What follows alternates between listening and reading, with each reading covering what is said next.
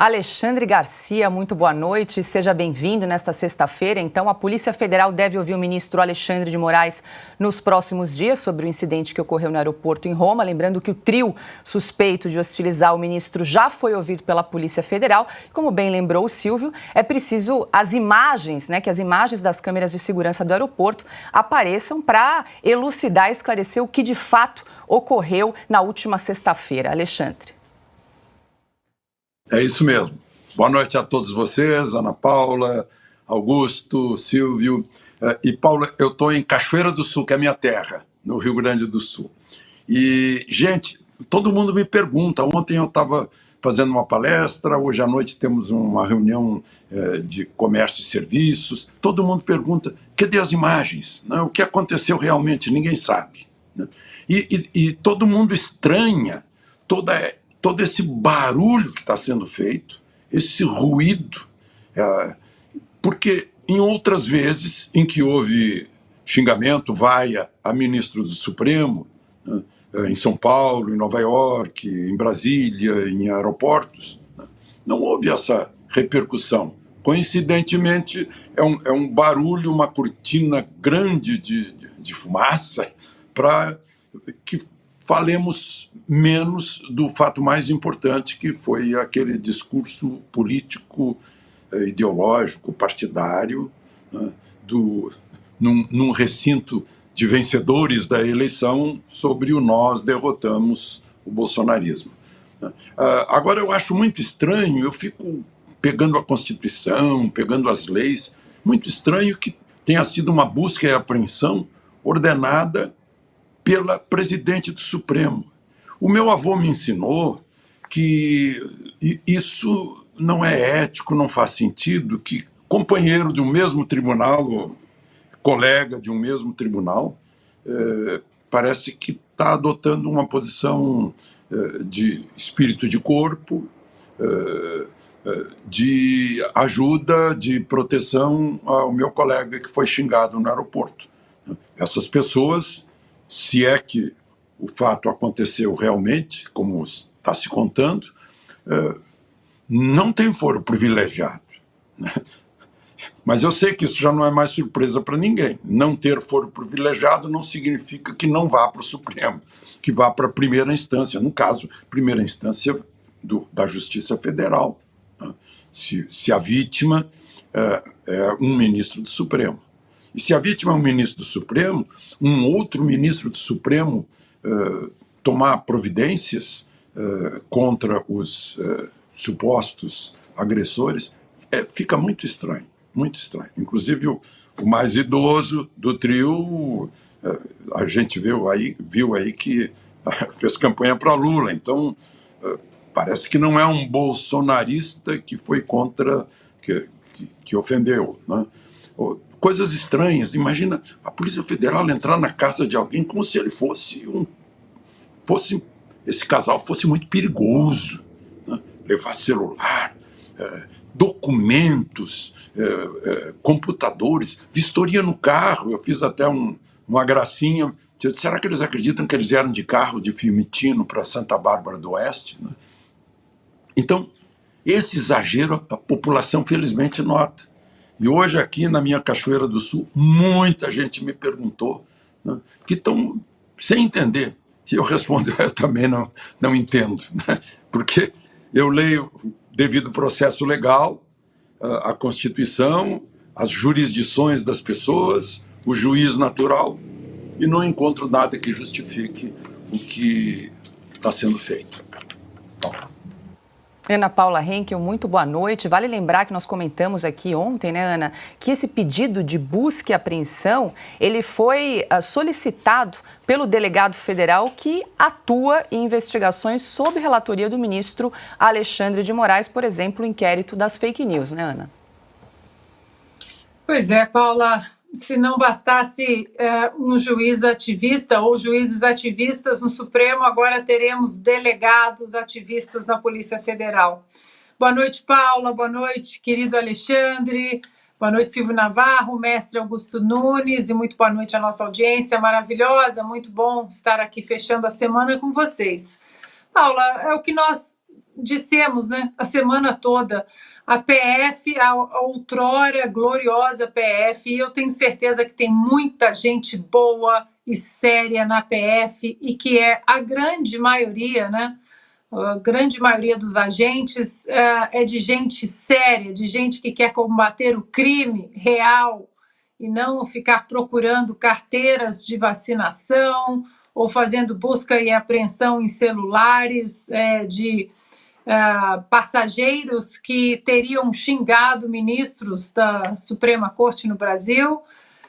Mas é o que temos hoje, né? É uma pena, um bate-boca na Itália, um bate-boca no aeroporto, um lado disse A, o outro lado está dizendo B, as imagens não vêm à tona, e enquanto essas imagens não aparecerem, não dá para a gente simplesmente fechar o olho e confiar na palavra de um ministro que não vem respeitando a nossa própria Constituição, que vem mentindo em relação à nossa Constituição. Então, para sair desse caso, porque sem imagens não dá para ter uma opinião concreta, e mais uma vez, como o Silvio sempre diz, né, e nós também todos aqui repudiamos qualquer ato de agressão, seja de um lado, seja de outro, mas as imagens precisam vir à tona, até porque, enquanto a gente espera essas imagens, nós vamos continuar fazendo a pergunta que nós fizemos ao ministro Barroso a semana toda. Derrotamos o bolsonarismo. Nós derrotamos o bolsonarismo. Nós quem, ministro Barroso? O senhor e o STF, o senhor e o TSE, o senhor e a UNE, o senhor e o PT, o senhor e o Flávio Dino, que estava do lado do senhor quando o senhor proferiu essas palavras. Derrotamos o bolsonarismo, e eu acho que esses ministros precisam agora repensar, né, antes de abrir a boca para falar de Suprema Corte Americana, de juiz, né, ministro, juiz A, B e C aqui nos Estados Unidos, eles precisam repensar nisso.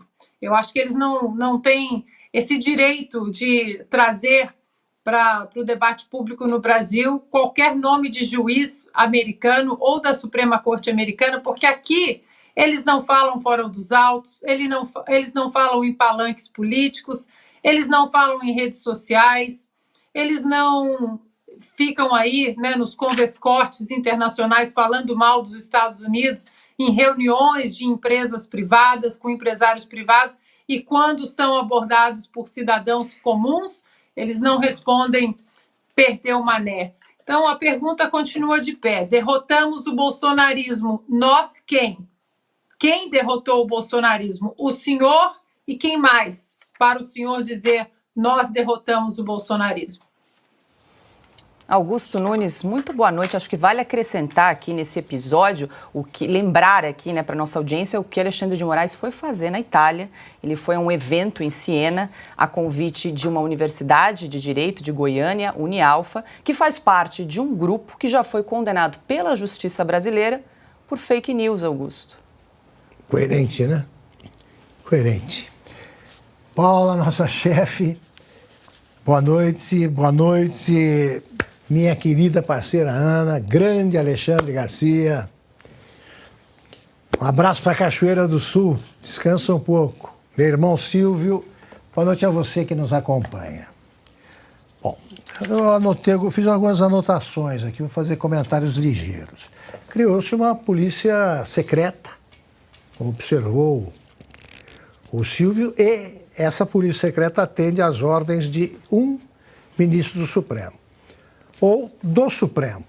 Vamos logo aí aceitar a constatação feita já há algum tempo pelo Luiz Fux. Lá é um por todos, todos por um. Ofendeu o ministro, ofendeu a família do tribunal inteiro. Bom, é o único caso que eu estou vendo aí, que eu vejo há muito tempo, em que o acusado quer justiça rápida. Ele quer ver as provas, ele quer apresentar, quer se defender, porque ele não fez nada que justificasse isso. Existe que o PT acha que está recuperando a imagem do Brasil no exterior com o Lula. Não só piora, como tem a ajuda dos ministros que transformam o que teria sido, no máximo, uma discussão de aeroporto em caso de segurança nacional. Não há imagens além das criadas pela Globo, aquele desenhinho que fizeram ali com base não na versão, no relato. A versão é para narrativa, a verdade é para o outro, para o inimigo. Ele é relato, é a verdade revelada pela vítima. Imagina, né? E é furiosa com a queda dos óculos ali pendurados no nariz do filho. Eu tive um irmão que foi promotor uma vida. Ele se aposentou aos 70 anos, na época era data limite, e morreu. Eu imagino a perplexidade dele vendo o que se fez sob o silêncio dos promotores, o que se está fazendo com o sistema acusatório brasileiro, desmoralizado. Uma juíza do trabalho, que é o caso da Rosa Weber, decide o que se vai fazer num caso aí que não existe, abre processo, investigações, manda para lá às 6 da manhã, etc, etc. A Constituição, no momento, não está em vigor. Isso é uma constatação. O que me espanta é que aqui no programa, o programa faz sucesso aí contando fatos, que deveria ser do conhecimento de todos. Mas não. No restante da imprensa, o que se vê é, por exemplo, um colunista que já foi respeitado dizendo, não, o Lula quer pacificar o país, mas eles não deixam. Os bolsonaristas investem o tempo todo contra as instituições, agridem ministros. Quem agride a Constituição é um ministro que discursa num comício em mau português, pobre. Eu pensei que eu escrevi sobre isso na revista essa semana. Eu pensei que o Luiz Roberto Barroso, ele tem um bom vocabulário, ele é um advogado muito articulado, mas como orador de comício, Alexandre Garcia está aqui para me dar razão. O Alexandre e eu ouvimos grandes oradores. Eu tenho pena de quem é obrigado a considerar um orador, um tribuno, o advogado de um terrorista, que diz coisas assim, nós estamos em luta por um país maior e melhor. Essa é criativa, né, Alexandre? Nunca ouvimos. Estou em luta por um Brasil maior e melhor. Eu luto desde a juventude por isso, por isso. Vai lutar em defesa da Constituição, como determina a própria Constituição, que já está de bom tamanho. O que é que o povo brasileiro tem que pedir, o Brasil honesto, decente, tem de pedir nesse momento? O cumprimento da Constituição. Primeiro, o resgate do texto constitucional. Segundo, cuidem da Constituição. Nós não queremos nada mais. Eu não tenho nenhuma emenda constitucional a apresentar. Eu só quero que cumpram a Constituição, começando pelo artigo 1º. Todo o poder emana do povo em seu nome, exercido diretamente, por representantes eleitos ou diretamente. O poder judiciário não foi eleito pelo povo, não tem o direito de representá-lo. Portanto, o Brasil está pelo avesso, vamos começar por recolocá-lo de pé.